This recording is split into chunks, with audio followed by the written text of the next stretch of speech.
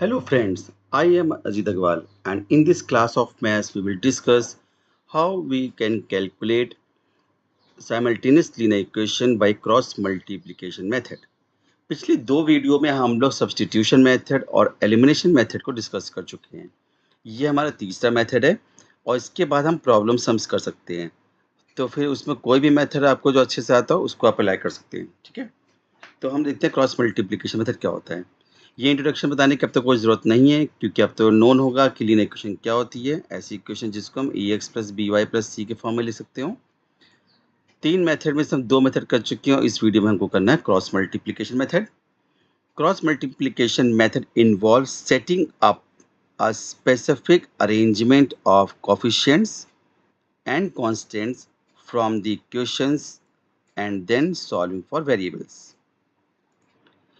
इनके स्टेप्स क्या होते हैं, कुछ स्टेप्स को फॉलो करेंगे हम तो इसको कैलकुलेट करना इजी हो जाएगा।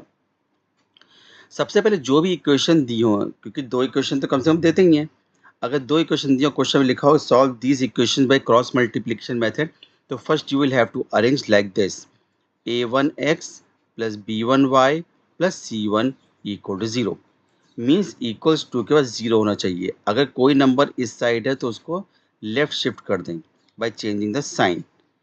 a1 is the coefficient of x, b1 is the coefficient of y in first equation. Similarly, second equation you will arrange a2x plus b2y plus c2 equal to 0. यहाँ a1, b1, c1 और a2, b2, c2 are coefficients of x and y होती है। ठीक है, जबकि c1, c2 constants हैं। फिर हम लोग क्रॉस मल्टीप्लिकेशन फॉर्मूला अप्लाई करेंगे। ये क्रॉस मल्टीप्लिकेशन फॉर्मूला आप डायरेक्टली ये भी अप्लाई कर सकते हैं जो नीचे लिखा हुआ है। फॉर्मूला क्या है, x अपॉन b1 c2, समझ आ गया ना। b1 is the coefficient of y in equation 1 into c2 is the constant term in second equation minus b2 c1, b2 is the coefficient of y in second equation and c1 is the constant of first equation. That will be equal to y upon c1 a2 minus c2 a1 and equals to 1 upon a1 b2 minus a2 b1. आखिर ये formula आया कहाँ से, तो इस फॉर्मूले को हम यहाँ डिस्कस करते हैं। अगर हमारे पास दो इक्वेशन दी गई उसी फॉर्म में जैसे ने पीछे बताया, like a1x plus b1y plus c1 equal to 0, इस फॉर्म में इक्वेशन अरेंज होनी चाहिए। और second equation a2x plus b2y plus c2 equal to 0। सबसे पहले हम लोग अपनी कॉपी में x, y और 1 को इस ऑर्डर में थोड़ी गैप पर लिखेंगे। फिर हम लोग एक सीक्वेंस के फॉर्म में कोफिशिएंट्स ऑफ x और y को अरेंज कर देंगे इस फॉर्म में, like b, c, a and finally b। इस फॉर्म में अरेंज करना है जैसे कि x के अगल बगल b और c आ रहा है, y के अगल बगल c और a आ रहा है, 1 के अगल बगल a और b आ रहा है। अब हमें फर्स्ट इक्वेशन के अकॉर्डिंग b1, c1, a1 और b1 सब्सटीट्यूट करना होगा। इससे इसके जस्ट नीचे हम लोग सेकेंड इक्वेशन के कोफिशिएंट b2, c2, a2 और फिर से b2 को अरेंज कर सकते हैं।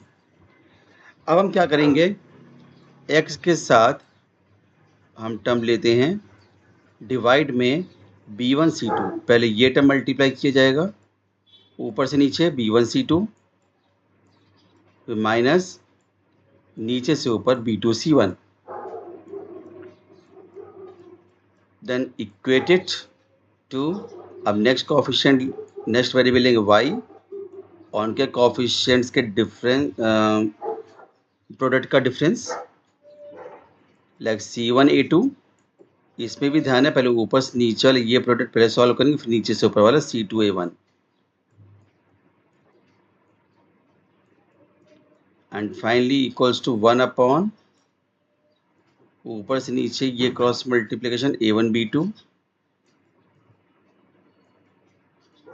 Minus a2 b1। तो बन गया ना फॉर्मूला। इस तरीके से हम लोग चाहे तो x और y को डायरेक्टली भी अप्लाई कर सकते हैं, बस थोड़ा मेमोराइज करना पड़ेगा कि कोई गलती ना हो। जैसे कि अगर हम x फर्स्ट टर्म ये वाला और लास्ट टर्म इक्वेट कर दें तो क्रॉस मल्टीप्लाई करने पर b1 c2 minus b2 c1, हम ये इसके न्यूमरेटर साइड ले आएंगे तो फॉर्मूला बन जाएगा हमारा x का B1C2 minus B2C1 whole upon A1B2 minus A2B1. Okay. Similarly, you can take this very much part to calculate y. तो y के फॉर्मूले में डिनोमिनेटर तो सेम ही रहेगा A1B2 minus A2B1.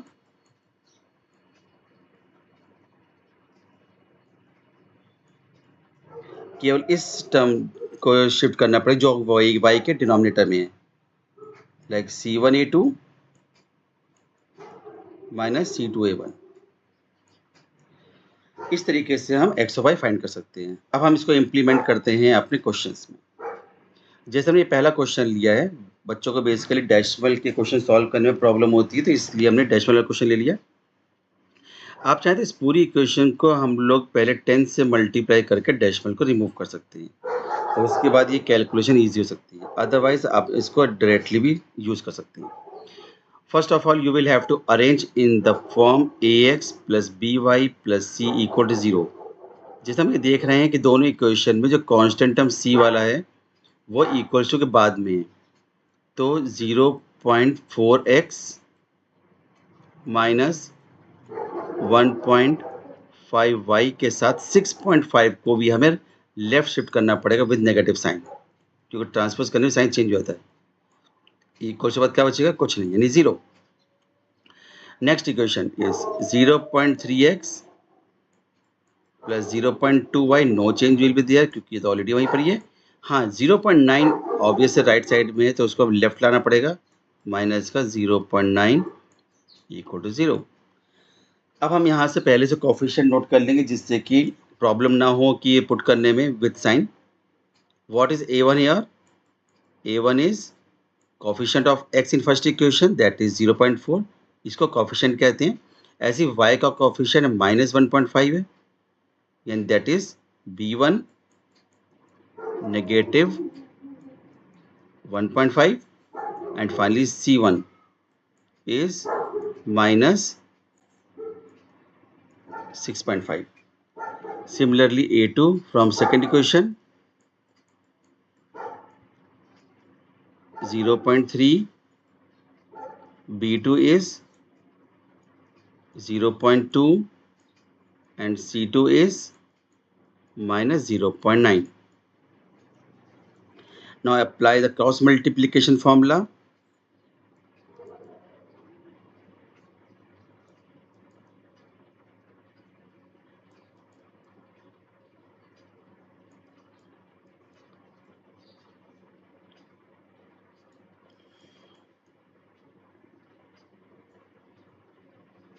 To calculate x and y, x is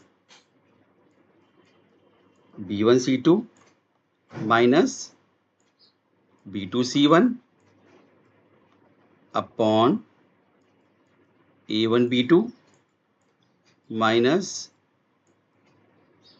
A2B1. Now substitute the values. C1 is, what is C1 here? 6.5 negative, sorry, you have to use B1. sorry, हम C1 बोले थे, C1 नहीं है, B1 use करना है. What is B1 here? B1 is minus 1.5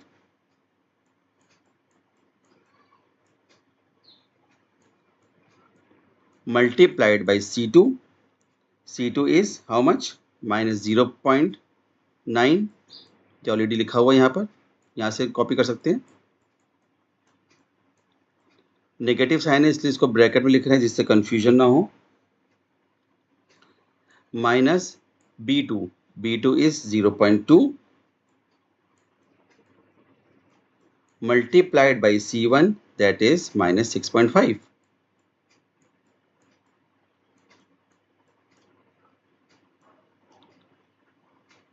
whole upon A1 B2. A1 is 0.4. Data ये बना हुआ पूरा यहाँ सब कॉपी कर सकते हैं. A1 B2 B2 इस जैसे यहाँ देख सकते हैं 0.2 है.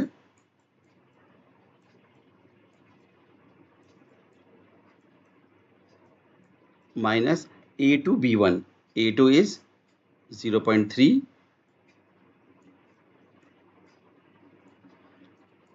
into B1 is minus 1.5.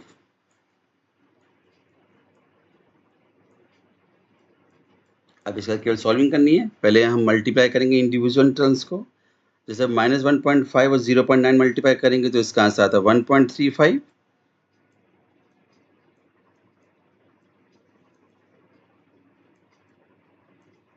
Then minus minus ये पॉजिटिव बन जाएगा। 0.2 और 6.5 मल्टीप्लाई करेंगे तो 1.30 आता है।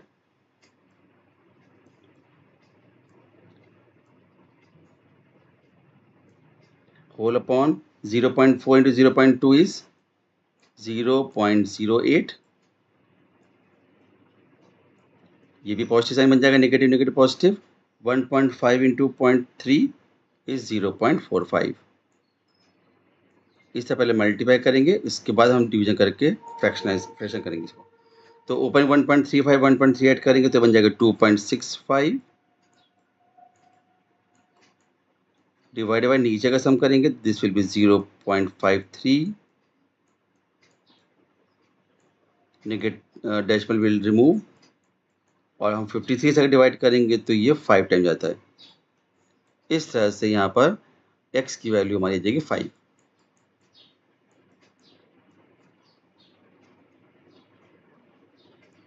अब हम फॉर्मूला अप्लाई करेंगे y का, क्रॉस मल्टीप्लिकेशन फॉर्मूला, जो कि होता है C1A2 टर्म्स में C1A2 माइनस C2A1, जबकि डिनोमिनेटर सेम वैसे जैसे x का था, A1B2 माइनस B1A2। इसमें बस हम यही वैल्यूज पुट कर देंगे और हमारा y निकल आएगा। C1A2 is C1 minus 6.5 multiplied by A2, जैसे देख सकते हैं 0.3 है, minus C2A1, C2 is minus 0.9, A1 is 0.4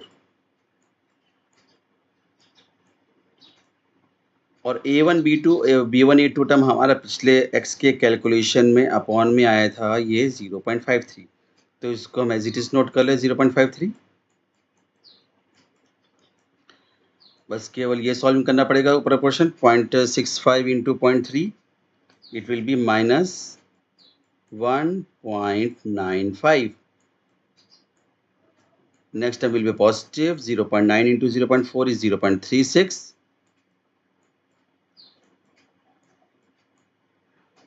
divided by 0.53। ये नोन है कि ऊपर एक टर्म पॉजिटिव का है, एक टर्म नेगेटिव का है, तो इनको सेपरेट करना पड़ेगा और साइन लगाएंगे बिगर नंबर का, दैट इज नेगेटिव। तो ऊपर तो आएगा सेपरेट करने पर 1.59 whole upon 0.53। Again decimal will get to move और 53 से 159 डिवाइड करेंगे तो आता है -3। तो इस तरह से हमने x और y दोनों की वैल्यू कैलकुलेट कर ली by mean of cross multiplication method. और इसी क्वेश्चन को हम लोग चाहें तो एलिमिनेशन मेथड या सब्स्टिट्यूशन मेथड से भी कर सकते हैं। Okay, understood? If you have any problem you can ask me through comment box. और यहाँ पर हम ये नेक्स्ट क्वेश्चन देखते हैं। बच्चों को इसमें भी कभी कभी प्रॉब्लम होती है, जबकि ऐसा कुछ खास क्वेश्चन नहीं है, क्योंकि ऑलरेडी बस रूट वाले टर्म है। इनको हमें x का कोफिशिएंट यहाँ एज्यूम करना पड़ेगा, इसको एज A1, y के कोफिशिएंट को B1 ले लोगे, लेकिन ध्यान रहे विद साइन लेंगे, यानी कि -√3। A2 will be √5 and B2 is √2। यहाँ पर C1 C2 टर्म नहीं है, तो हम चाहे प्रेजेंट कर सकते हैं +0 means C1 C2 both are 0 hair. As you know what is cross multiplication formula? सोचिए जल्दी से, जल्दी फटाफट। एक्स इज यस, क्या फॉर्मूला था?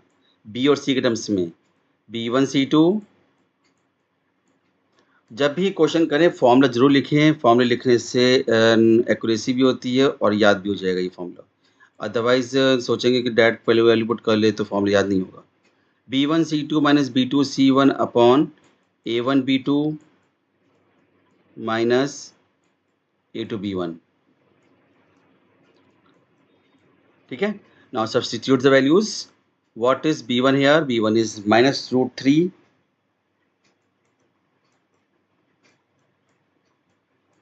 into C2. As you know, C2 is 0. ऐसे यहाँ पे B2 का C1 टर्म है, तो B2 हम चाहे लिखे या ना लिखे, वो तो टर्म 0 बनना ही बनना है. वैसे तो रूट 2 है, मल्टीप्लाई C1 इज 0, क्योंकि न्यूमेरिकल में तो रखनी ही पड़ेंगी. A1 B2, A1 is root 2, B2 is again root 2, minus A2 is root 5 and B1 is minus root 3. तो ऊपर तो पूरा टर्म 0 हो जाएगा, क्योंकि minus root 3 into 0 is 0, root 2 into 0 is 0 और 0 अपॉन दिस होल इज 0. तो you will get answer x equal to 0. Similarly, when you will apply formula for y का फॉर्मूला c और a के फॉर्म में था. ध्यान रहे, C1 A2 minus C2 A1 और denominator A1 B2 minus B1 A2. तो इसमें भी वो दोनों ही टर्म या C1 C2 0 हैं, तो फिर से ऊपर जो न्यूमरेटर टर्म आएगा ये 0 आएगा. बस एक बार फॉर्मेलिटी के लिए वैल्यूज पुट कर देंगे, जबकि डिनोमिनेटर में तो यही वैल्यू जो यहाँ आई थी, जैसे रूट 2 इंटू रूट 2 आ जाएगा, minus minus plus root 5 into root 3 is root 15. तो यहाँ पर 0.2 प्लस रूट 15, तो this answer will be again 0. तो have you understood this cross multiplication method? Okay. तो if you have any problem please ask me. And in this case, इसमें हमने ये question इसलिए लिया है कि हम केवल एक छोटा सा अरेंजमेंट बताना है, क्या करना इसमें एजम्पशन करना पड़ेगा. अदरवाइज हम किसी भी मेथड से क्रॉस मल्टीप्लिकेशन, सब्स्टिट्यूशन और एलिमिनेशन मेथड से सॉल्व कर सकते हैं. बस आपको करना ये, जब भी वेरिएबल डिनोमिनेटर में हो, जैसे कि 3x प्लस 4y दिया है यहाँ पर, ये दोनों इक्वेशन में टर्म है, 3x माइनस 2y भी दोनों इक्वेशन में टर्म है. तो ऐसे केस में हमको बस करना ये होगा कि जैसे यहाँ पर लिखा है 34 अपॉन 3x प्लस 4y, इसको सॉल्व करना थोड़ा डिफिकल्ट होगा. तो इसमें हम क्या करेंगे, इसको पहले स्प्लिट करेंगे, जो नंबर उसको किनारे कर लेंगे, मल्टीप्लाइड बाई 1, क्योंकि 34 1 34 होता है, तो यहाँ 1 लिखेंगे और 1 के नीचे अपॉन में जो फ्रैक्शनल टर्म दिया था 3x प्लस 4y, उसको एज्यूम कर लेंगे, मतलब होल वेरिएबल टर्म. अब इस पूरी वैल्यू को हम एज्यूम कर लेंगे a. ठीक है. तो यहाँ पहला एजम्पशन हमारा होगा, let 1 upon 3x plus 4y equals a and 1 upon 3x minus 2y equals b. तो अब हमारा ये इक्वेशन बन जाएंगे इस फॉर्म में. तो जो पहली इक्वेशन हमारी है, सपोज दिस इज इक्वेशन 1, इसको हम लिखेंगे 34a plus 15b equals to 5 and next equation will be 25. अब यहाँ ध्यान देंगे कि 3x माइनस 2y ऊपर टर्म में सेकंड पेज पे लिखा हुआ है, जबकि 3x माइनस 2y टर्म यहाँ फर्स्ट पेज पे लिखा हुआ है. तो ये बन जाएगा 25 into 1 upon 3x minus 2y, जिसको हम एज्यूम कर लेंगे 25b माइनस 8.50a इक्वल्स 4.5. ठीक है. तो इस तरह से हम ये न्यू इक्वेशन नंबर 3 और 4 बना सकते हैं, जबकि सेकंड इक्वेशन ऊपर क्वेश्चन में दी गई थी. अब इसको चाहे तो किसी भी मेथड से हम लोग सॉल्व कर सकते हैं, चाहे क्रॉस मल्टीप्लिकेशन, चाहे एलिमिनेशन मेथड, या फिर ये सब्स्टिट्यूशन मेथड से. ठीक है. तो अब इसमें बस करना ये होगा कि अगर किसी मेथड सॉल्व करें, हम आपको ट्रिक बता रहे हैं, इसको सॉल्व करके देखिएगा, नहीं आए तो फिर बताइए, फिर इसको सॉल्व करके दोबारा अलग वीडियो पोस्ट कर देंगे. अगर हम इसको पहले तो सेकंड इक्वेशन अरेंज करनी पड़ेगी. सेकंड इक्वेशन जो यहाँ पर है वो 8.50a, ये पहले लिखेंगे क्योंकि 8 टर्म पहले होता है, प्लस 25b और इक्वल्स टू 4.5, क्योंकि a वाला टर्म पहले है ना, इसलिए इसमें भी a वाला टर्म ही पहले ही होना चाहिए, किसी भी मेथड से सॉल्व करने के बाद हम लोग को रिजल्ट क्या मिलेगा? हम लोग को ए और बी मिल जाएगा, ठीक है? ए और बी मिल जाएगा। अगर हम एज़्यूम कर लें कि ए की वैल्यू 4 आ रही है और बी की वैल्यू 3 आ रही है, तो हम लोग इन वैल्यूज़ को इस असम्पशन वाले पार्ट x में सब्स्टिट्यूट करेंगे। मान लो हम A4 आ गया, ठीक है? एज़्यूम दैट A4 आ गया, तो 1/3x + 4y equals to A है, तो A की प्लेस पर हम 4 ले लेंगे, ठीक है? और फिर इसको रिवर्स कर देंगे, तो हमारा आंसर हो जाएगा 3x + 4y equals to 1/4। Simplify करना हो तो इस 4 को शिफ्ट कर देंगे लेफ्ट साइड में, तो 4 time 3x + 4y equals to 1 बन जाएगा। ओपन कर देंगे अगर, तो 12x + 16y इक्वल टू 1 आएगा। ध्यान है इधर का 1 मल्टीप्लाई नहीं होगा क्योंकि 4 ऑलरेडी हमने इधर शिफ्ट किया है। ये क्वेश्चन नंबर 5 बन जाएगी। और सिमिलरली एक ऐसी इक्वेशन मिलेगी क्वेश्चन नंबर 6, किससे? बी वाले पार्ट से। जैसे कि 1/3x - 2y को बी एज्यूम किया है, तो बी की जगह 3 रखेंगे हम, फिर से हम इन्वर्ट करेंगे और सॉल्व करके एक दूसरी इक्वेशन बना देंगे एक्स वाई के फॉर्म में। जैसे मान लो हमारी इक्वेशन आ गई 3x - 2y, जब रिवर्स करेंगे तो ये वैल्यू 1/3 आएगी। फिर 3 को इधर शिफ्ट करेंगे तो इक्वेशन बन जाएगी 9x - 6y इक्वल टू 1। तो इन इक्वेशन 5 और 6 को किसी भी एक मेथड सब्स्टिट्यूशन, एलिमिनेशन या क्रॉस मल्टीप्लिकेशन सॉल्व करके हम एक्स वाई फाइंड कर सकते हैं। अगर इसमें आपको कोई प्रॉब्लम हो तो please ask me through comment box. अगर आपको इस वीडियो से कुछ न अच्छी सी पता चली हो या कुछ मेथड समझ में आया हो तो प्लीज़ लाइक करें, सब्सक्राइब करें और ज़्यादा से ज़्यादा लोगों में शेयर करें। मेरी अगली वीडियो को देखना ना भूलिएगा क्योंकि वो अगली वीडियो अब प्रॉब्लम सम्स बेसिस पर होगी। वो जो कि एक बड़ी खास वीडियो होने वाली है। क्योंकि इन 3 मेथड को तो हम समझ चुके हैं, बस आपको ज़रूरत पड़ेगी सिर्फ़ इक्वेशन कैसे फ्रेम की जाए। Okay, thank you.